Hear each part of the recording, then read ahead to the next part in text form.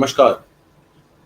आज हम लोग जो गवर्नमेंट ने स्कीम निकाली अग्निपथ की और उसका जो इस अमृत काल में जो अमृत और विष का जो निकाला गया है उसके बारे में चर्चा करेंगे कि अग्निपथ स्कीम है क्या और इसमें सरकार की आने वाले समय में मंशा क्या है सेना के प्रति और देश की सुरक्षा के प्रति।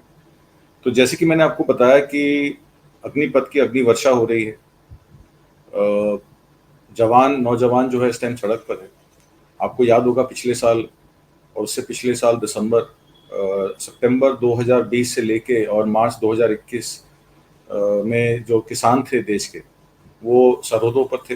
दिल्ली की सरहदों पे थे, तीनों तरफ चारों तरफ उन्होंने अपना डेरा डाला हुआ था। सवा साल उनको लगा देश के प्रधानमंत्री को ये समझाने में कि ये जो 3 किसान बिल आपने पास किए हैं बगैर किसानों से बात किए, तो ये गलत हैं, ये आपको वापस लेने चाहिए। तो फिर 17 नवंबर 2021 में प्रधानमंत्री मोदी जी ने वो तीनों कृषि कानून वापस लिए और उसके बाद किसान अपने अपने घरों की तरफ चले गए।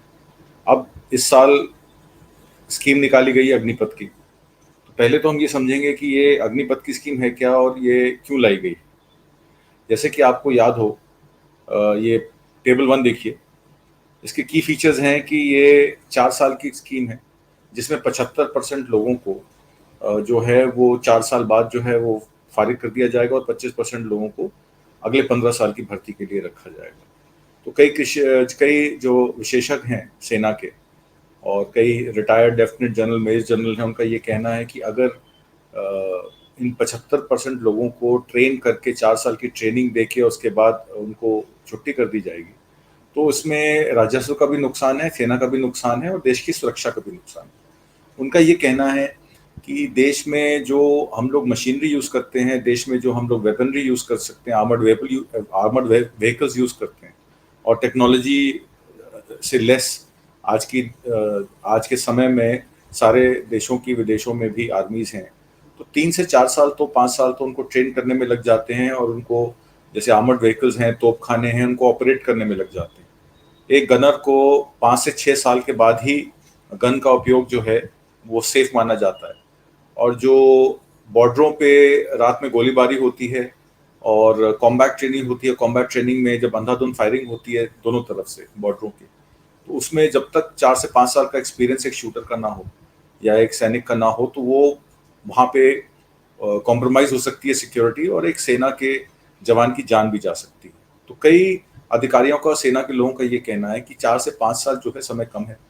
अगर आपको रैंक निकालनी है, ऑफिसर रैंक के नीचे अगर सैनिकों की भर्ती करनी है, तो कम से कम 10 साल तो मिनिमम उनकी रिक्वायरमेंट होनी चाहिए भर्ती की। 10 साल के बाद ही उसको सेवा से हटाने का या उनकी प्री रिटायरमेंट करना चाहिए। हालांकि कई विशेषज्ञों का ये भी कहना है कि 15 साल से पहले एक 5 साल जिस आदमी की ट्रेनिंग की गई हो, उस पर पैसा खर्च किया गया हो, कम से कम 15 साल की सेवा तो उसकी लेनी ही चाहिए। और सही भी माना जाता है कि अगर वो उसको ग्रेच्युटी नहीं मिलेगी, हेल्थ बेनिफिट्स नहीं मिलेंगे, पेंशन नहीं मिलेगी, तो वो कैसे अपने काम में लग्न होकर अपनी जान हथेली पर रख के देश की सुरक्षा करेगा। तो कुछ तो सिक्योरिटी उसको, उसकी फैमिली को देनी ही पड़ेगी सरकार को। 4 साल की सेवा में ना उसको ग्रेच्युटी मिलेगी, ना पेंशन मिलेगी, ना उसको कोई पूर्व सैनिक का दर्जा मिलेगा जिसका वो इस्तेमाल करके सरकार की कई स्कीमों का फायदा ले सके। तो ये एक बात निकल के आ रही। इसमें एनरोलमेंट जो है वो ये कहा गया है कि सारे सैनिकों की होगी, चाहे वो नेवी में हो, एयरफोर्स में हो। नेवी और एयरफोर्स में क्योंकि कैपिटल एक्सपेंडिचर ज़्यादा रहता है, मशीनरी का, प्लेन्स का, और जैसे मैंने आपको बताया तोपों का, गनों का खर्चा ज़्यादा रहता है। और नेवी में तो नेवल में एक वेसल बनाने में कई करोड़ों रुपया खर्चा हो जाता है। तो इसके लिए सरकार को ये सोचना चाहिए कि जो नेवी और एयरफोर्सेस की कैपिटल एक्सपेंडिचर है उसको पेंशन से रिलेट ना किया जाए।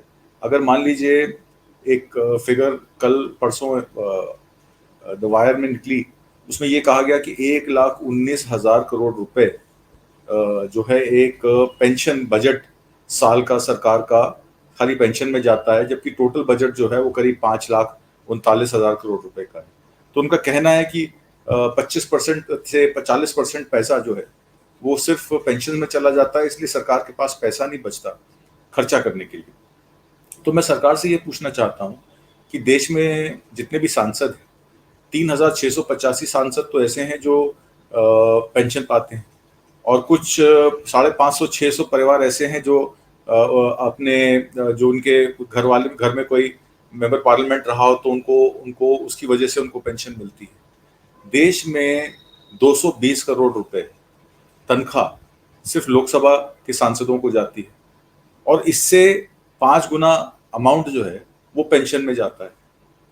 स्टेट्स के विधानसभा और विधान परिषद की अगर आप फिगर्स ले लें तो लगभग अगर हम पार्लियामेंट और सारी असेंबलीज कि जितने भी अभी एमएलएज और एमएलसीज और एमपीज हैं, और जितने भी एक्स एमएलए एमपीज हैं, कई कई स्टेटों में तो ऐसा है कि आप जितनी बार एमएलए चुने जाएंगे उतनी बार आपकी पेंशन तय हो जाएगी। तो पंजाब सरकार में भगवंत मान ने ये स्कीम खत्म किया कि अगर आदमी 5 बार एमएलए रहा है तो 5 पेंशन नहीं मिलेगी, एक ही पेंशन मिलेगी। हालांकि आर्मी में तो 1 रैंक 1 पेंशन का जो है वो प्रावधान है, और 50% जो उनकी लास्ट बेसिक सैलरी ड्रॉ होती है उसका वो पेंशन में पाता है, और डीए का परसेंटेज उसको पेंशन में मिलता है। तो अगर सरकार को सेना में दी जाने वाली पेंशन से इतना ही ऐतराज है तो सबसे पहले तो उनको अपने जितने भी सांसद हैं और जितने भी एमएलएज हैं, लेजिस्लेटिव असेंबली के एमएलसीज हैं या राज्यसभा के एमपीज हैं, पहले तो उनकी पेंशन खत्म करनी चाहिए। क्योंकि कहा जाता है कि जब आप सफाई करने लगे तो पहले अपने घर की सफाई करते हैं, फिर आप बाहर की सफाई करते हैं। तो सरकार को चाहिए कि इस बारे में सोचे, अगर उनको पेंशन बजट ज़्यादा लग रहा है तो पहले वो पेंशनें कम की जाएं जो आर्मी में नहीं है। और उसके बाद, क्योंकि आर्मी में क्या है कि आदमी जब आर्मी में जाता है तो वो सोच के जाता है कि उसको कहीं भी डिप्यूट किया जा सकता है, उसको सियाचिन में भी डिप्यूट किया जा सकता है, उसको वॉर जोन में भी डिप्यूट किया जा सकता है, उसको बॉर्डर पे भी डिप्यूट किया जा सकता है। और कॉम्बैट जब भी कोई प्रॉब्लम होती है अक्रॉस बॉर्डर, जब फायरिंग होती है तो किसकी गोली पे किस सैनिक का नाम लिखा है ये नहीं बताया जा सकता, तो पीछे जो परिवार रह जाता है उसके लिए एक बहुत बड़ी प्रॉब्लम है। एक और स्कीम इस अग्निपथ स्कीम में बताई गई कि इस स्कीम में जितने भी सेवानिवृत्त सैनिक हैं, एक्स सर्विसमैन हैं, उनकी बहाली के लिए सरकार तरह तरह की स्कीमें निकालती है। तो अग्निपथ की जितने भी रिटायरी होंगे 75%, टोटल मतलब 40,000 से 46,000 एवरेज ये लोग पर साल जो है लेंगे। अब कोरोना के जो 2 साल निकले उसमें तो कोई भर्ती की नहीं गई, तो अब ये 2 लाख भर्तियां जो भी अगले 4 साल में की जाएंगी, उस 2 लाख भर्तियों में जो मैंने आपको जैसे कि बताया कि 25% लोग ही 50,000 के करीब जो हैं वो सेना में जो है उनकी नौकरी पक्की हो जाएगी, और 1.5 लाख जो बच्चा है वो 21 साल की उम्र में रिटायर होके और फिर वो जॉब ढूंढेगा। तो कई तरह के सवाल उठे, तो जो देश के बड़े उद्योगपति हैं उन्होंने कहा कि ये तो बहुत अच्छी स्कीम है, 4 साल की ट्रेनिंग के बाद एक जवान लड़का 10वीं पास करके उसको 12वीं का सर्टिफिकेट भी दिया जाएगा और उसको आर्मी का डिसिप्लिन भी सिखाया जाएगा, और हमारे पास बहुत अपॉर्चुनिटीज हैं उनको नौकरियां देने की, हम उनको नौकरी देंगे। आनंद महिंद्रा ने भी ये कहा, रतन टाटा ने भी कहा, और कई फिक्की और जितने भी इंडस्ट्रियलिस्ट ऑर्गेनाइजेशंस हैं उन्होंने इस बात का ऐलान किया कि प्रधानमंत्री जी की स्कीम बहुत बढ़िया है। अब मैं उन उद्योगपतियों से ये पूछना चाहता हूँ कि देश में 26,90,000 के करीब जो हैं वो आप मान लीजिए कि पूर्व सैनिक हैं, और सेंट्रल गवर्नमेंट ने 24% और स्टेट गवर्नमेंट ने करीब 16% की एक परसेंटेज निकाली थी कि इतने लोगों को, सेवानिवृत्त लोगों को नौकरी मिलनी चाहिए। तो अगर हम उस हिसाब से चलें तो या टेबल मैं आपको दिखाता हूँ। पहले आप टेबल ये देखिए डिफेंस पेंशन बिल का, कि जो सरकार कहती है कि 2099 में जो टोटल पेंशन बिल था वो करीब 1,02,000 करोड़ था, जो बढ़ के अब बजट एस्टीमेट 2020-21 का उन्होंने 1,33,825 करोड़ बताया है। जबकि वित्तीय वर्ष 2022-23 में टोटल पेंशन बिल जो है, जैसे मैंने आपको बताया, 1,19,000 करोड़ रुपए का है। अब 1,19,000 करोड़ रुपए के पेंशन बिल में सरकार ये कहती है कि जो अग्निपथ से 4 साल की ट्रेनिंग लेके आएंगे उनको नौकरी दी जाएगी, और जो आज की एग्जिस्टिंग कंडीशन है उस एग्जिस्टिंग कंडीशन में 0.05% से लेके 0.34% तक ही लोगों को नौकरी जो है, सेवानिवृत्त लोगों को नौकरी जो है प्राइवेट सेक्टर में मिलती है। मैं आपको उसकी फिगर भी बता देता हूँ।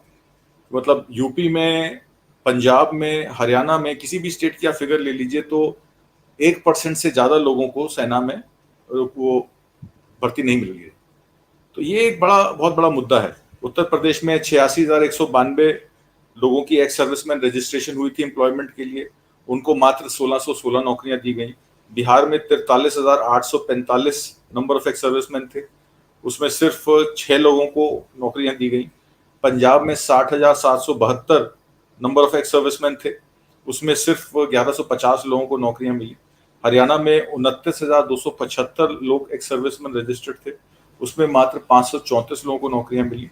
राजस्थान में 53,373 नंबर ऑफ रजिस्ट्रेशन थी, उसमें मात्र 1415 नौकरियां मिली। तो ये एक गहन अध्ययन का विषय बन जाता है कि सरकार जब या सरकार में या कॉर्पोरेट के लोग कहते हैं कि हम उनको नौकरियां देंगे, तो वो नौकरियां कैसे देंगे जबकि एग्जिस्टिंग एक्स सर्विसमैन जो हैं वो बगैर नौकरी के बेचारे बैठे हैं। तो ये एक बहुत बड़ा इशू आ जाता है। दूसरी बात ये भी आ जाती है कि 21 साल में एक बच्चे को आप रिटायर कर देंगे जिसका अगर मान लीजिए फादर जो है फौज में है, सैनिक है, तो वो 55 साल की उम्र में, 56 साल की उम्र तक जब काम करता है तभी उसको पेंशन मिलती है, और यहाँ उसके बच्चे को आप 21 साल की उम्र में रिटायर कर देंगे। तो ये एक बहुत बड़ा प्रॉब्लम का इशू बन जाता है। अब मैं आपको एक वीडियो दिखाता हूँ, ये वीडियो देखिए, एक वीर चक्र ट्रैफिक कॉप।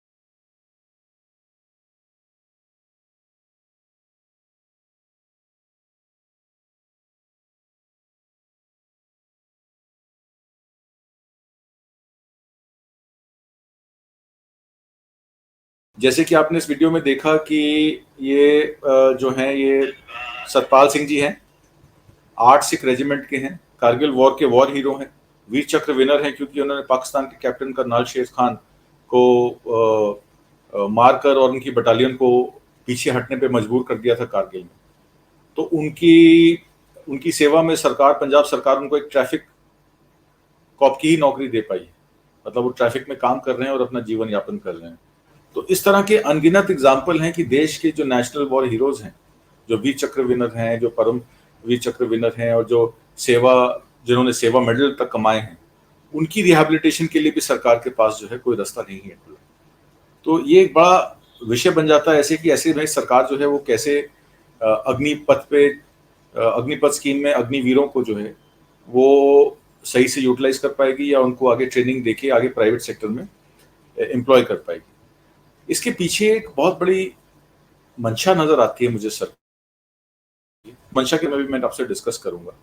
आपने देखा भी हाल ही में नेशनल एजुकेशन पॉलिसी में बहुत सारे चेंजेस किए गए। एनसीईआरटी के, सीबीएसई के सिलेबस में, क्लास 6 से क्लास 12 के सिलेबस में मुगलों की हिस्ट्री को लेकर, देश की हिस्ट्री को लेकर, देश की स्वतंत्रता संग्राम को लेकर, कई चीज़ों को लेकर, कई सेंसिटिव टॉपिक्स पे कई चीज़ें एलिमिनेट की गई कि कोविड काल में 2 साल के बच्चों की स्टडीज़ में बहुत हाथ हुआ है, तो उसको कवर करने के लिए एनसीईआरटी के बजट में और नई नेशनल एजुकेशन पॉलिसी में बहुत सारे बदलाव किए गए। वो बदलाव इस तरीके के थे कि उसमें सरकार जो थी सिर्फ वही एक सिंगल नरेशन जो चला रही हिंदुत्व का, और एक हिंदुत्व सरकार को बनाने का एक जो उनका एक एजेंडा है, और माइनॉरिटीज को साइडलाइन करने का, माइनॉरिटीज को सेकंड क्लास सिटीजन बनाने का, ये जो एजेंडा है, इसी एजेंडे पे सरकार चल रही है। राष्ट्रीय स्तर पर विचार विमर्श और बहस कई लेवल पर हो रही है, और सडनली फिर ये अग्निवीर या अग्निपथ पे अग्निवीर को ट्रेन करने की जो उतार दिया गया, तो इसके कहीं सांप्रदायिकता को लेकर या उसके विभाजनकारी प्रयोगों को लेकर कोई एक और प्रयोग तो नहीं किया जा रहा है, इस बारे में एक सवाल खड़ा हो जाता है। पीछे आपने देखा कि एक बीजेपी की स्पोक्स पर्सन ने पैगंबर मोहम्मद के खिलाफ अपशब्द के खिलाफ कितना एक जन सैलाब उतर के आ गया। उत्तर प्रदेश की स्टेट में, बरेली में, कानपुर में, कई जगह लोगों ने पीसफुल प्रोटेस्ट किए और उसके बाद भी लाठीचार्ज किया गया, और कई लोगों को कानपुर में तो अफसाना लड़की के फादर का, जावेद मोहम्मद के घर में एक दिन के नोटिस पे बुलडोजर भी चला दिए गए। तो जिस तरीके के ये दमन की राजनीति की जाती है, बुलडोजरों का प्रयोग किया जाता है, अल्पसंख्यकों के विरोध को बर्बरता पूर्वक खत्म किया जाता है, तो ये आगाज जो है, अगर आप देखें और उसको अग्निपथ के अग्निवीरों से रिलेट करें, तो कहीं ना कहीं ऐसा लगता है कि जो 10 करोड़ जो बेरोजगार हैं, हमारे शिक्षित बेरोजगार हैं, उनके साथ कहीं ना कहीं ये एक अन्याय है, उनके साथ कहीं ना कहीं ये धोखा हुआ है। और उस धोखे की राजनीति जो है, ये प्रोजेक्ट एक सिंगल नरेशन पे चल रहा है। जैसे मैंने आपको बताया, हिंदुत्व के नरेशन पे, सांप्रदायिकता के, माइनॉरिटी को साइड में रख के, और जिस तरीके की रिक्रूटमेंट ये लोग करेंगे, और उसके बाद स्वाभाविक है कि जिस तरीके का ये जन आक्रोश, अब किसान आंदोलन में जो किसान यूनियंस थी, उन्होंने अपनी लड़ाई लड़ी और आज वो उन्हीं के बच्चे फिर सड़क पर खड़े हैं। तो कहीं ना कहीं इनका कनेक्शन भी लगता है कि किसान आंदोलन में किसानों की पहले एमएसपी नहीं मिली, फिर उनकी जमीन हथियाने के लिए कॉरपोरेट को लाया गया, उनको मंडियों का अधिकार दिया गया, उनको ये कहा गया कि आप असीमित भंडारण कर सकते हैं, एफसीआई के गोदाम उनको दे दिए गए, और कॉन्ट्रैक्ट फार्मिंग के जरिए किसानों के साथ कॉन्ट्रैक्ट करके, एफपीआईज करके, फूड प्रोसेसिंग एग्रीगेटर्स को लाके, एफपीओस को लाके, ऑर्गेनाइजेशंस को किस तरीके से छोटे किसान को खत्म करने की कोशिश की गई। आज उन्हीं किसानों के बच्चे जो हैं वो सेना में हैं। तो कहीं ना कहीं इसका प्रभाव उन किसान परिवारों पर भी पड़ता है जो 2 बीघे से लेके 10 बीघे के जमीन पे अपना जीवन यापन करते हैं, और उनके बच्चे फौज में जाके देश की सेवा करते हैं। तो इससे डायरेक्ट इनडायरेक्ट तो उनके भी ऊपर भी इफेक्ट पड़ेगा। और आज 24 जून के दिन सारी ऑर्गेनाइजेशन, जितनी भी किसान ऑर्गेनाइजेशंस हैं देश की, उन्होंने एक कॉल दी है कि इन अग्निवीरों का और अग्निपथ स्कीम का जो है कड़ा विरोध किया जाए, और इन नौजवानों की नौकरी का जो धोखा सरकार ने उनके साथ किया है, उस पर कोई एक देशव्यापी आंदोलन खड़ा किया जाए। तो इस जो पाखंड की पृष्ठभूमि है वो यही है कि मोदी जन कल्याण के नाम पर कई सारी स्कीमें शुरू की गई। अब इन स्कीमों में जैसे कि मैंने आपको बताया, कौशल विकास योजना, मुद्रा योजना, जन Kalyan Yojana, circle India, startup, make in India, आत्मनिर्भर भारत, ना जाने कितने रोजगार और विकास के नाम पर इवेंट क्रिएट किए गए। तो मोदी जी जब कोई भी स्कीम लॉन्च करते हैं, बहुत बड़ा इवेंट होता है, देश के हमारे टैक्स के पैसे से वो इवेंट क्रिएट किया जाता है, और उन योजनाओं का जो परिणाम है वो सिफर होता है, वो जीरो होता है। मतलब उसमें कोई स्कीम फैनफेयर से लॉन्च होती है, मेक इन इंडिया का देख लीजिए क्या हाल है, स्टार्टअप इंडिया का क्या हाल है, स्मार्ट सिटी आज कोई बात ही नहीं कर रहा। 8 साल बाद जब प्रधानमंत्री मोदी जी ने पहले अपने 2014 में जब इलेक्ट होकर आए थे तो कहा था कि स्मार्ट सिटीज बनाएंगे 100, आज वो 100 स्मार्ट सिटीज कहाँ है उसका भी कुछ अता पता नहीं। तो जितना ही विकास और रोजगार का दावा किया गया, परिणाम हमेशा उसके उलट ही पाए गए। तो ये उलट क्यों पाए गए कि सरकार की तैयारी नहीं थी। आपने देखा जीएसटी की इंप्लीमेंटेशन कैसे हुई, डिमोनेटाइजेशन की इंप्लीमेंटेशन कैसे हुई, मतलब कहीं ना कहीं सरकार विफल रही। और इसके चक्कर में जितने भी छोटे कारोबार हैं या मध्यम उद्योग हैं, एमएसएमईज हैं, उनमें रोजगार के साधन खत्म हो गए, और भ्रष्टाचार और कुप्रबंधन के चलते सरकारी की जितनी भी भर्ती योजनाएं थी वो आप समझिए कि खत्म होती चली गई, और उसका कोई व्यापक असर सही से पड़ा नहीं। तो जैसे भी उच्च शिक्षण संस्थानों के युवकों और छात्रों में ये देखा गया, एक बहुत बड़ा रोष हो गया, कुछ छात्रों ने आत्महत्या भी कर ली कि इतनी उच्च शिक्षा पाकर हमें नौकरियां नहीं मिल रही हैं तो हम क्या करें। मतलब एक ग्रेड 4 या ग्रेड 4 में जैसे क्लर्क की नौकरी है या छोटी मोटी नौकरियों का जो भी आवेदन निकलते हैं, अगर 10,000 नौकरियां भी निकलती हैं तो करीब 2 करोड़ लोग जो हैं उसके आवेदन अप्लाई करते हैं, चाहे वो ग्रेजुएट पोस्ट ग्रेजुएट ही क्यों ना हो। तो इस वजह से काफ़ी एक पीड़ा का विषय है ये।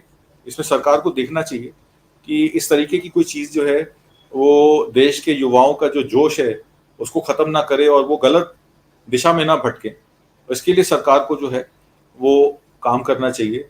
जब आपने देखा सीए के प्रोटेस्ट आए और जब ये एंटी माइनॉरिटीज प्रोटेस्ट चालू हुए, तो उसमें सरकार ने फिर सबको टुकड़े टुकड़े गैंग हैं, देशद्रोही हैं, देश की आंतरिक दुश्मन घोषित कर देते हैं उनको। और राजद्रोह के मुकदमे यूएपीए के अंडर कितने छात्र संस्थाओं के लीडर जो हैं इस टाइम जेल में बंद है और उनकी बेल नहीं हो पाई है। तो एक तरफ तो सरकार जो है वो ये कहती है कि राष्ट्रवाद के नाम पर जो है सबको इकट्ठा होना चाहिए और भारत माता की जय कहना चाहिए, और दूसरी तरफ पुलवामा के शहीदों की लाशों पर पॉलिटिक्स होती है, इलेक्शन जीते जाते हैं, और उसके बाद उसी सेना में भर्तियों को लेकर इस तरीके का अग्निपथ का विवाद खड़ा कर दिया जाता है। तो ये जो षड्यंत्र है, ये जिम्मेदाराना व्यवहार नहीं है सरकार का, और सरकार को इस बारे में सोचना चाहिए। सेना में काफी ओपेक है, खबरें जो है छन छन कर निकलती हैं। वहां पर अगर किसी बात पे आप सवाल पूछ लीजिए कि ये राफेल के प्लेन क्यों खरीदे जा रहे हैं, या नाइट विजन कैमरास जो खरीदे गए वो महंगे दामों पे क्यों खरीदे गए, या जितनी भी डिफेंस डील्स होती हैं प्राइवेट सेक्टर के थ्रू क्यों की जा रही हैं, गवर्नमेंट टू गवर्नमेंट कॉन्ट्रैक्ट्स क्यों नहीं होते, तो सरकार कहती है कि ये देश की सुरक्षा का मामला है, इसलिए हम इस पर ज्यादा बात नहीं कर सकते। सेना के अधिकारियों को मना किया जाता है कि वो जो है अलग से पब्लिक डिस्कोर्स में मीडिया को अटेंड ना करें या मीडिया को डायरेक्ट संबोधन ना दें। डिफेंस मिनिस्टर की भी जो संबोधन होते हैं वो बड़े लिमिटेड होते हैं और बड़े नपे तुले होते हैं। तो सरकार का नेशनल इंटरेस्ट, नेशनल सिक्योरिटी के नाम पे जो इतना जिसको कहते हैं कि इतनी पाबंदी है या इतनी सेंसरशिप है, और उस पे भी उसके अंदर फिर करप्शन के, नेपोटिज्म के कितने सारी चीजें जो हैं जो हम जैसे आम आदमियों को नहीं पता लग पाती। हम भी उन खबरों को ही समझ पाते हैं जो हमें अखबारों के थ्रू या पब्लिक या गवर्नमेंट की जितनी भी पब्लिक रिलीजेस आती हैं उनके थ्रू ही पता लगती हैं। कई चीज़ों के बारे में तो हम लोग को भी नहीं पता होता कि अंदर खाते क्या चल रहा है। तो इस तरीके की जो अर्थव्यवस्था, सामाजिक सुरक्षा और जो पूंजीपतियों को एक फ्री हैंड दिया गया है, आपको जैसे मैंने बताया डिफेंस डील्स में पूंजीपति जो हैं वो उनके पास फ्री हैंड है, वो जब चाहें कॉन्ट्रैक्ट करके गवर्नमेंट के साथ सोर्सिंग कर सकते हैं। राफेल प्लेन में अंबानी जी की एक यूनिट को, रिलायंस डिफेंस को, अनिल अंबानी की रिलायंस डिफेंस को प्रोजेक्ट दे दिया गया मेंटेनेंस और इक्विपमेंट का, जबकि उनका कोई एरोस्पेस में या मिलिट्री प्लेन्स में कोई उनका पहले का एक्सपीरियंस नहीं है। नई नई कंपनियां लाके, उनके अदानी अंबानी की कंपनियों को लाके उनको कॉन्ट्रैक्ट्स दिए जाते हैं और उनके थ्रू काम किया जाता है। तो कहीं ना कहीं इसमें पैसे के लेन देन का भी सामने आती है बात, कि पैसे का कहीं लेन देन है जिसकी वजह से ये हो रहा है। आपने जैसे देखा नोटबंदी, जीएसटी, कोविड-19 महामारी के चलते एक आम आदमी की तनख्वाह तो उसको मिली नहीं, 2 साल 1.5 साल वो बेचारा घर पे बैठा रहा, पर मुकेश अंबानी जी के सारे लोन खत्म हो गए। जो कंपनी 1,76,000 करोड़ रुपए डेट में थी वो 3,76,000 करोड़ रुपए इकट्ठा कर लेती है। तो सारे पूंजीपतियों की जो आय है वो बढ़ गई। अदानी जी ने कहा कि मैं $7 बिलियन का एक बजट बना रहा हूँ जिसमें मैं देश के जितनी भी चैरिटी वर्क्स हैं उसमें वो पैसा अपने फादर के नाम से। तो ये पैसा आता कहाँ से? ये बैंकों का पैसा है, और बैंक में पैसा जो है वो सब हम लोगों का ही है। सरकार के पास जितनी भी टैक्स कलेक्शन आती है वो हमारे पैसे की आती है। तो इस पैसे से कोई चैरिटी वर्क कर रहा है, कोई रातों रात अरबोपति हो रहा है, तो इस बारे में हमें सोचना पड़ेगा। हमारी भारतीय रेल और भारतीय सेना के पास जितनी जमीन है या जितनी संपदा है इस समय, वो देश में, वो कई देशों की संपदा के बराबर है, मतलब भारतीय सेना और भारतीय रेल के पास। तो इस संपदा पे किसकी नजर है? कौन इसको हथियाना चाहता है? आपने देखा अफगानिस्तान, सीरिया, इराक वॉर में जिस तरीके से प्राइवेट आर्मीज खड़ी की गई, उनको कहते हैं मर्सनरी एजेंसीज, ब्लैकस्टोन के नाम से और कितने नाम से, वो सरकारी ठेके पे अपने मिलिट्री ट्रेन किए हुए लोग जो है वो दूसरे देशों में भेज के उनका ऑक्यूपेशन करती हैं और वहाँ पे जो स्थिति है उसको काबू में लेती हैं। तो क्या ये अग्निपथ स्कीम से जो ये अग्निवीर निकलेंगे 4 साल की ट्रेनिंग करके, क्या ये वो प्राइवेट मर्सनरीज आर्मीज में भर्ती किए जाएंगे? क्या इस तरह का प्रावधान इस देश में किया जाएगा?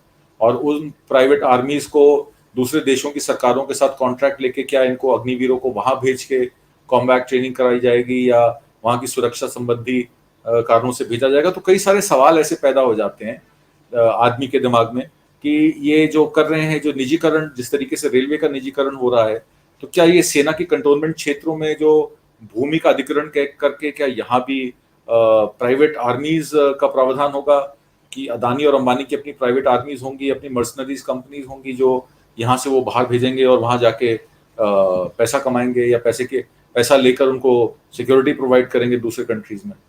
तो इस तरीके की बहुत सारी चीजें हैं। और जितने भी उद्योगपति संस्थान हैं, जैसे फिक्की है, FICCI है, इनके जितने भी प्रतिनिधि संगठन हैं और कॉर्पोरेट घराने जो मोदी सरकार के साथ रिलेटेड हैं, वो उनकी किसी भी योजना के कसीदे पढ़ने शुरू कर देते हैं। कभी कहते हैं कि उद्योग जगत के लिए अनुशासित, प्रशिक्षित और समर्पित श्रम शक्ति जो है वो उपलब्ध होगी, ये देश के विकास में महत्वपूर्ण योगदान देगी। अब इन बातों से तो ये स्पष्ट होता है कि अग्निपथ योजना उद्योगपतियों के लिए जनता के पैसे से प्रशिक्षित मजदूर और सुरक्षा कर्मी मुहैया कराने के अलावा ही बनाई गई, क्योंकि जिस तरीके से प्राइवेट कॉर्पोरेट्स इस स्कीम को जो है अच्छा बता रहे हैं, तो यही ऐसा लगता है कि ये स्कीम जो है वो उनके लिए ही बनाई गई है। और उसके बाद मोदी सरकार को धन्यवाद देते हैं, राष्ट्र हित के नाम पर उस बात को जो है वो सही ठहराते हैं। तो असली जो बात है वो ये है कि राष्ट्र प्रेम के आड़ में क्या ये कॉर्पोरेट मीडिया, इस तरीके से मीडिया का कॉर्पोरेटाइजेशन हो गया, अब रेल का कॉर्पोरेटाइजेशन हो गया, एयरपोर्ट्स का कॉर्पोरेटाइजेशन हो गया, तो क्या अब ये मिलिट्री का भी कॉर्पोरेटाइजेशन करके और राष्ट्रभक्ति के नाम पे राष्ट्र के प्रति समर्पित करेंगे पहले उसको, और उसके बाद उसको कंट्रोल करेंगे? तो ये सब बातें हैं, सवाल खड़े हो जाते हैं।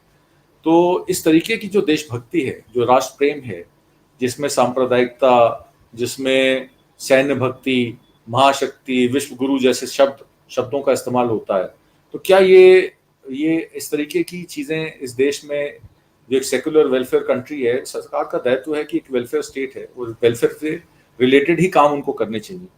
तो क्या जब ये रोजगार और जिंदगी का संकट, जब ये सवाल पैदा हो जाते हैं, तो क्या देश के युवाओं को इसके लिए भटकाया जा रहा है? तो ये एक अर्थव्यवस्था की जो एक भारतीय अर्थव्यवस्था बन गई है कि गरीब और गरीब होता जा रहा है, अमीर और अमीर होता जा रहा है, इसमें एक महाशक्ति का जो है महाशक्ति एक बन रही है। और महाशक्ति जो है वो मोदी जी के जितने भी कॉर्पोरेट की जगत के लोग हैं, जो मोदी जी की स्कीमों को सही ठहराते हैं, उनकी एक महाशक्ति की योजना बन रही है। और उससे फिर जो है मुझे लग रहा है किस तरीके से इस देश की जनता पर, एक आम जनता पर एक भूमिका ऐसी बन जाएगी कि कंट्रोल हो जाएगा। तो इन चीज़ों को, हत्यारे दस्तों को खड़ा करके और लोगों की जो थिंकिंग है, विचारधारा है, समानता की विचारधारा है, देश में एक सहज प्रेम, अखंडता और नेशनल इंटीग्रेशन से लोगों की चलने की विचारधारा है, क्या इन विचारधाराओं पे चोट पड़ेगी इन चीज़ों को लेकर? तो यही सब बातों को लेकर मैं आपके सामने उपस्थित हूँ और आशा करता हूँ कि आप ये सब बातें सुनकर अपने घर परिवार में अपने लोगों को, अपने और साथियों को इस बारे में, इस चीज़ का ज्ञात कराएंगे, इस बारे में आगाह करेंगे कि इस देश की व्यवस्था क्या थी और क्या हो गई है, और क्या आने वाले समय में जो ये नई विचारधारा है सांप्रदायिकता की, हिंदुत्व राजनीति की, प्राइवेट कॉर्पोरेटाइजेशन की, क्या ये विचारधारा हमें आगे विकास की तरफ लेके जाएगी या विनाश की तरफ लेके जाएगी? इन्हीं सब थॉट्स के साथ मैं आपसे विदा लेता हूँ। अगले सप्ताह फिर किसी नए सब्जेक्ट पे मिलेंगे, तब तक मुझे आज्ञा दीजिए। नमस्कार।